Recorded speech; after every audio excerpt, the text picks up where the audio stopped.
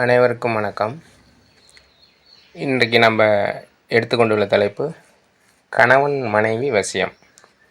பொதுவாக பார்த்திங்கன்னா சிலரோட ஜாதகத்தில், அதாவது ஒரு கணவருடைய ஜாதகத்தில் சுக்கிரன் ஒரு தவறான இடத்துக்கு வரப்ப வேறு சிலர் மேலே, அதாவது அந்த குடும்ப உறவிலிருந்து மற்ற ஒருவர் மீது ஆசை கொள்வது, இல்லை அவங்களோட மற்றவங்க ஆசைப்படுறப்ப அதை அவங்களுக்கு அவங்க மயங்கிறது, இது மாதிரியான சில நிகழ்வெல்லாம் ஏற்படும்.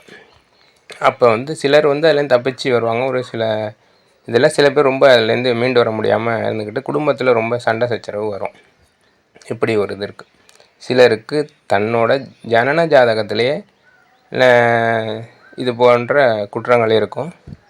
இப்போ இது ஒரு கணவரோட ஜாதகத்தில் இருக்கிறப்ப அந்த மனைவி பாதிக்கப்படுறாங்க. அது மட்டும் இல்லாமல் சில மனைவியோட ஜாதகத்தில் சில குழப்பமான ஒரு ஜாதகங்கள் இருக்கிறப்ப கணவனுக்கு பாதிப்பு ஏற்படும்.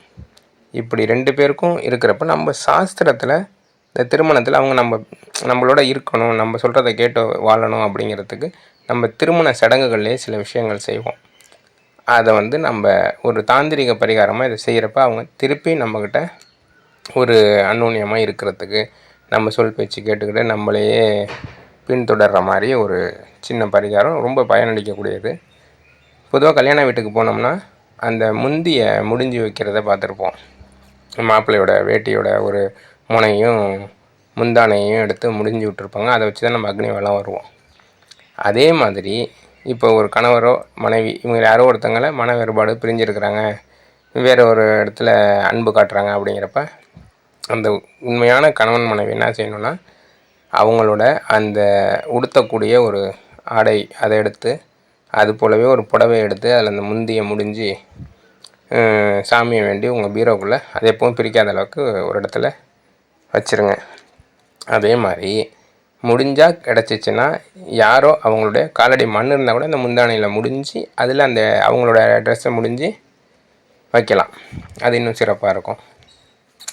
அது மட்டும் இல்லாமல் விநாயகர், அந்த விநாயகரை அருகம்புல் போட்டு அவங்க இது மாதிரி வேறு தகாத உறவுகளோடு இருக்கக்கூடாது, குடும்பத்தில் அந்யோன்யமாக இருக்கணும், ஒற்றுமையாக இருக்கணும் அப்படிங்கிறத விநாயகரை தொடர்ந்து வேண்டிக்கிட்டு இந்த பரிகாரம் நான் சொன்ன அந்த ஒரு பரிகாரம், அந்த முந்தானையில் காலடி மண் எடுத்து முடிஞ்சு வச்சு, அதே மாதிரி இன்னும் அவங்களோட ஆடை, அதாவது அந்த புடவையும் அந்த வேட்டியும் எடுத்து முடிஞ்சு வைக்கிற மாதிரி சும்மா ஒரு சின்ன முடிச்சு 2யும் ஜாயின் பண்ணி வைக்கிற மாதிரி ஒரு முடிச்சு போட்டு வச்சோம்னா கண்டிப்பாக இது பலன் கொடுக்கும்.